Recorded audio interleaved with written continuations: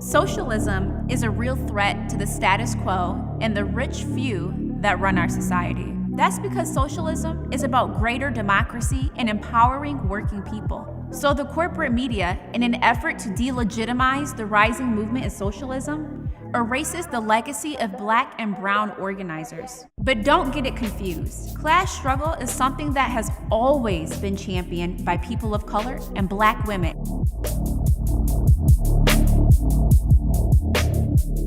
Women of color are more marginalized than any other group of people. Audre Lorde talked about this erasure and how Black women and women of color are not recognized for both their contributions to the feminist movement and class struggle.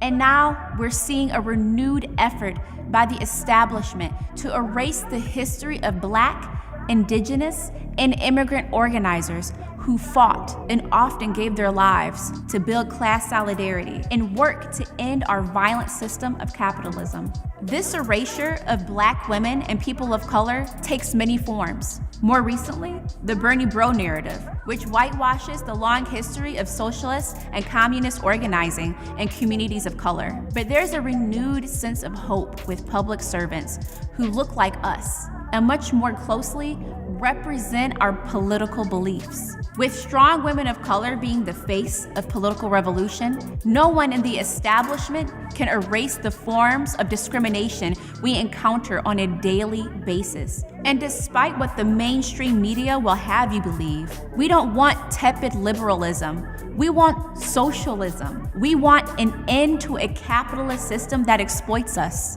Like the famous poet Maya Angelou said in her piece, Still I Rise, out of the huts of history's shame, I rise. Up from a past that's rooted in pain, I rise. And surely, by putting women of color as the face of a revolution, we will all rise.